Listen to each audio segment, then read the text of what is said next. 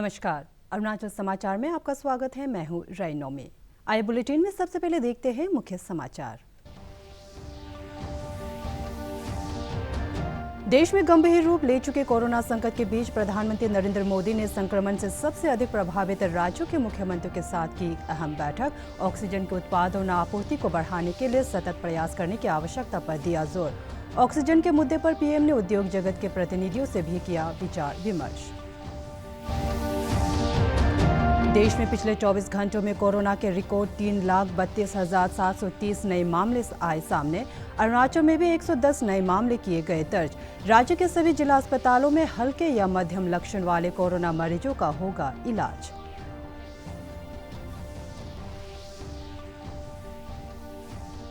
केंद्र सरकार का बड़ा फैसला। प्रधानमंत्री गरीब कल्याण योजना के तहत गरीबों को आगामी मई और जून महीने में दिया जाएगा 5 किलो मुफ्त राशन।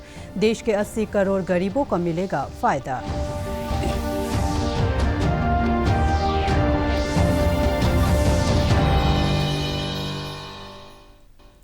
प्रधानमंत्री नरेंद्र मोदी ने आज देश में कोरोना महामारी की स्थिति को लेकर संक्रमण से सबसे अधिक प्रभावित 10 राज्यों के मुख्यमंत्रियों के साथ चर्चा की और स्थिति की गंभीरता पर मंथन किया। महाराष्ट्र, उत्तर प्रदेश, मध्य प्रदेश, छत्तीसगढ़, केरल, गुजरात, दिल्ली, राजस्थान, कर्नाटक और तमिलनाडु के मुख्यमंत्रियों ने इस वर्चुअल बैठक में हिस्सा लिया। देश में प्रतिदिन संक्रमण के कुल मामलों में से करीब 75% मामले इन राज्यों से आ रहे हैं। प्रधानमंत्री की बातचीत मुख्य रूप से इन राज्यों में अधिक से अधिक आईसीयू बिस्तर उपलब्ध कराने और कोविड देखभाल सुविधाएं बढ़ाने पर केंद्रित थे। उन्होंने मेडिकल ऑक्सीजन की उपलब्धता सुचारू बनाने की आवश्यकता पर भी जोर दिया। उन्होंने कहा कि ऑक्सीजन के उत्पादन और आपूर्ति को बढ़ाने के लिए सतत प्रयास करने की आवश्यकता है। बैठक के दौरान श्री मोदी ने महामारी पर रोक लगाने के बेहतर प्रबंधन के लिए कोरोना जांच में तेजी लाने और माइक्रो कंटेनमेंट जोन बनाने की आवश्यकता पर एक बार फिर बल दिया। उन्होंने राज्यों को आश्वस्त किया कि कोरोना के खिलाफ इस लड़ाई में केंद्र का उन्हें पूरा समर्थन प्राप्त है। प्रधानमंत्री ने कहा कि यदि सभी राज्य एक राष्ट्र के तौर पर मिलकर काम करें तो संसाधनों की कोई कमी नहीं होगी। केंद्रीय गृह मंत्री अमित शाह, स्वास्थ्य मंत्री डॉक्टर हर्षवर्धन तथा वाणिज्य और उद्योग मंत्री पीयूष गोयल भी बैठक में उपस्थित थे। इससे पहले प्रधानमंत्री ने आज सरकार के वरिष्ठ अधिकारियों के साथ भी कोविड से उत्पन्न स्थिति की समीक्षा की। प्रधानमंत्री नरेंद्र मोदी ने देश के प्रमुख ऑक्सीजन उत्पादन कंपनियों के प्रतिनिधियों से आज विचार विमर्श किया। कई राज्यों के अस्पतालों में ऑक्सीजन की कमी की खबरें आने के बाद प्रधानमंत्री ने पिछले 24 घंटे में ऑक्सीजन को लेकर ये दूसरी अहम बैठक की है। ऑक्सीजन की आपूर्ति सुनिश्चित करने के लिए उद्योग जगत के प्रमुख लोगों ने भी इस बैठक में हिस्सा लिया। बैठक में प्रधानमंत्री ने कहा कि देश में ऑक्सीजन की कोई कमी नहीं है और यदि किसी स्थान पर ऑक्सीजन की आपूर्ति दिक्कत आ रही है तो सप्लाई चेन को बेहतर बनाने के निर्देश दिए गए हैं। ऑक्सीजन उत्पादन कंपनियों के प्रतिनिधियों ने प्रधानमंत्री को भरोसा दिलाया कि वो देश के सामने मौजूद गंभीर संकट में सरकार की हर संभव मदद करेंगे। इस बैठक में रिलायंस इंडस्ट्री लिमिटेड के सीएमडी मुकेश अंबानी और steel authority of India limited के प्रमुख सोमा मंडल सहित उद्योग जगत की कई हस्तियों ने हिस्सा लिया। देश में अब तक 13,54,78,000 से अधिक कोविड टीके लगाए गए हैं।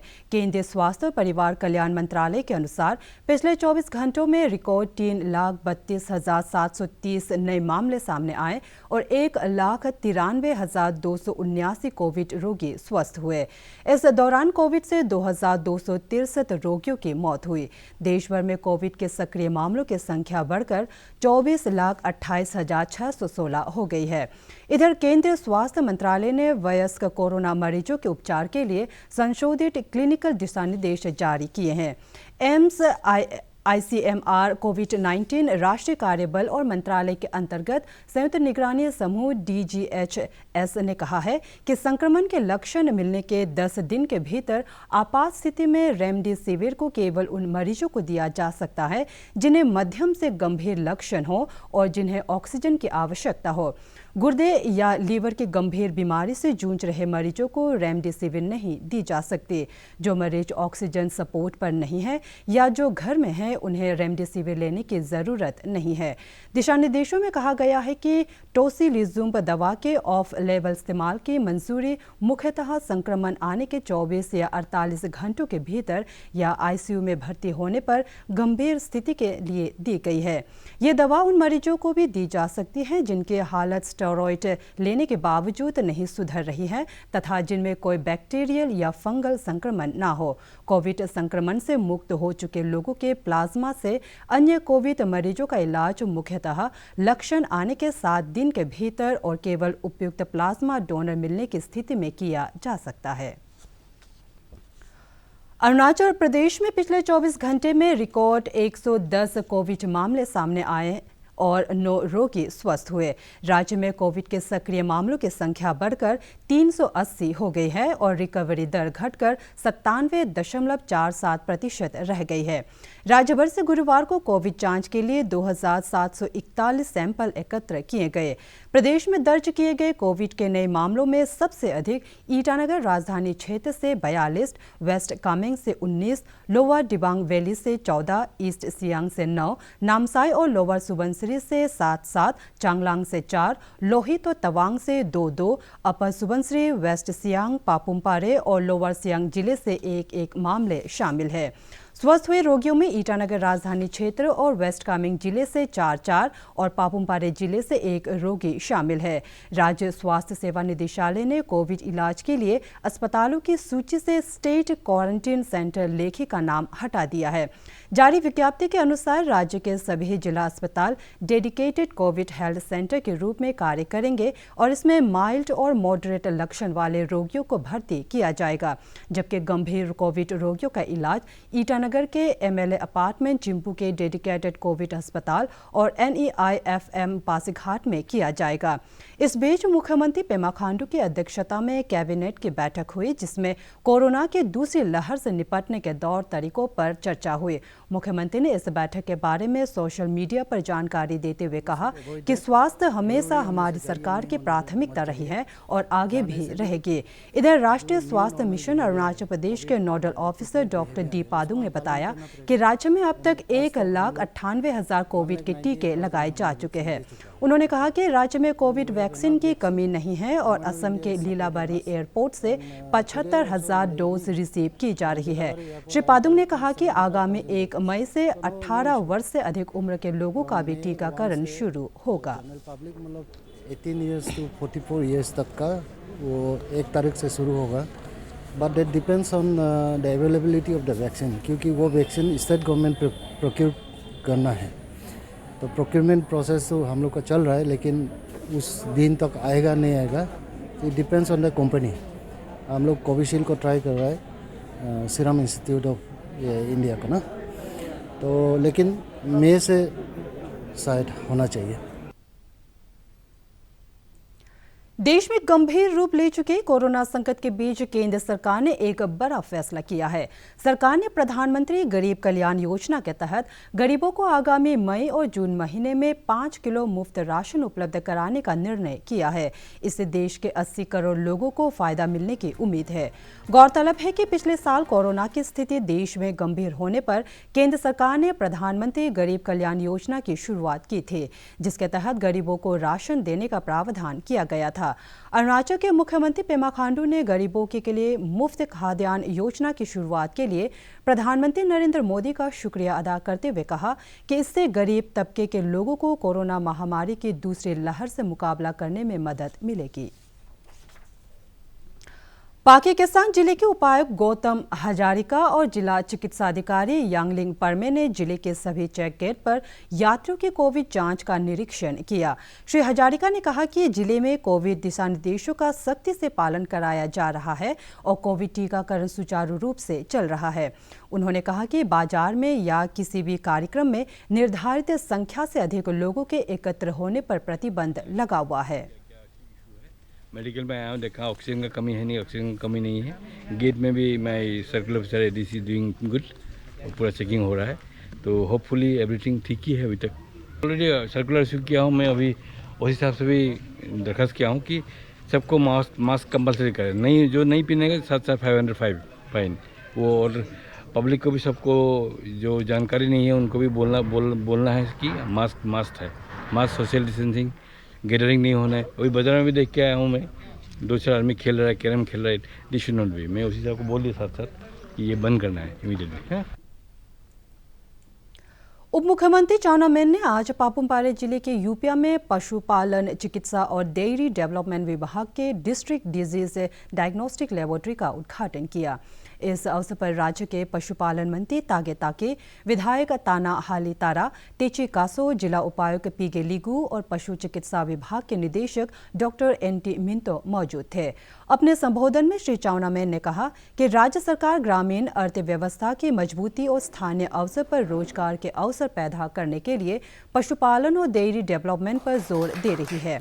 उन्होंने कहा कि डिस्ट्रिक्ट डिजीज डायग्नोस्टिक लेबोरेटरी की स्थापना से पशुओं की बीमारियों की सही जांच होने से उनका इलाज भी बेहतर तरीके से हो सकेगा। इस अवसर पर पशुपालन मंत्री तागे ताकी ने कहा कि प्रदेश में पशु चिकित्सा के क्षेत्र में भी आवश्यक कदम उठाए जा रहे हैं। पूरा का पूरा इस्तेमाल करना होगा, तो ऐसे भी हमारा जो डेयरी डेवलपमेंट हो, एनिमल हस्बेंड्री हो, तो वेटरनरी हो, वो सब को हम लोग अभी धीरे धीरे अरुणाचल प्रदेश में भी एक प्रमोट करने के लिए हम लोग का प्रयास है। हमने उस दिन सीएम साहब का नेतृत्व में, गवर्नर साहब का हम लोग का वीडियो कॉन्फ्रेंस हुआ है। मैंने उसमें एक वाक्य बोला है कि कोविड को लेके हेल्थ डिपार्टमेंट को फाइनेंस का तरफ से कोई भी कसर हम लोग छोड़ेगा नहीं। ये बात है। मिटन ब्रीडिंग फार्म को हम लोग ने और गवर्नमेंट ऑफ इंडिया का यहाँ एक प्रोजेक्ट डाल के रखा हुआ है।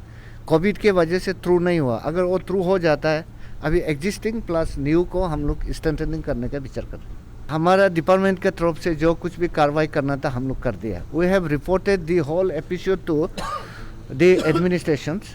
उसका बाद कोर्ट केस भी चला, केस भी विन किया।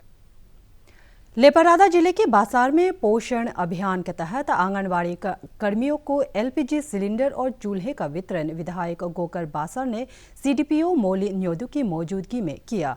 आंगनबाड़ी केंद्र बासार, न्योदू, निगम, मेडिकल कॉलोनी देसी, पागी सागो, दाली, अपरदारी, बाम, योरते, कादी, जेरे नामची और बासार बाजार आंगनबाड़ी केंद्र में बच्चों को पोषक आहार उपलब्ध कराने के लिए कर्मियों को एलपीजी सिलेंडर वितरित किया गया है।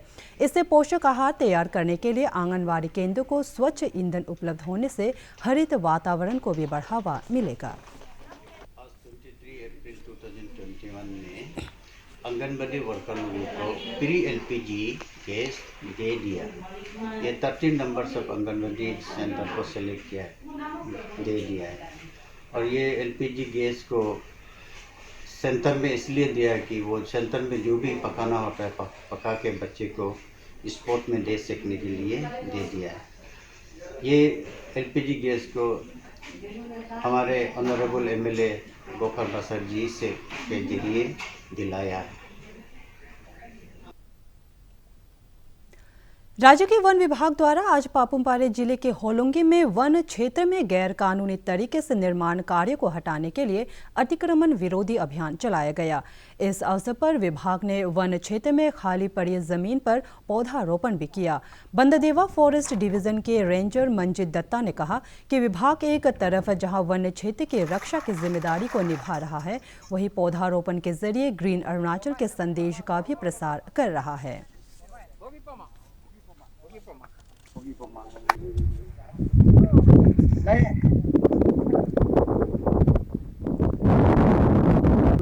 मोर देन 2500 सीपलिंग लगाया, जो बर्फ लगा के वो जो एनकोस किया है दिन के उसी जगह में रास्ता में लगा के आया है। डिपार्टमेंट से भी अपील करता हूँ, फॉरेस्ट प्रोटेक्शन फोर्सेस को बनाने से और ठाकुर में 20-25 प्रोटेक्शन फोर्स के लिए स्पेशली उन लोग प्रोटेक्शन के फॉरेस्ट प्रोटेक्शन के लिए रहेगा, ताकि फील्ड का काम, प्लांटेशन में काम, ये सब तो हम लोग कर सकते हैं। क्रादादी जिला क्रिकेट संघ ने अरुणाचल विमेन T20 क्रिकेट प्रतियोगिता जीत ली है। नाहरलगुन में आज खेले गए प्रतियोगिता के फाइनल में क्रादादी जिला क्रिकेट संघ ने नाहरलगुन राइडर्स को 29 रनों से हराया। अरुणाचल क्रिकेट संघ के बैनर तले कीपा मेरो विमेंस क्रिकेट क्लब द्वारा आयोजित इस प्रतियोगिता में राज्य की 4 टीमें लोअर सुबनसिरी जिला क्रिकेट संघ, राजीव गांधी यूनिवर्सिटी, क्रादादी जिला क्रिकेट संघ और नाहरलगुन राइडर्स ने हिस्सा लिया।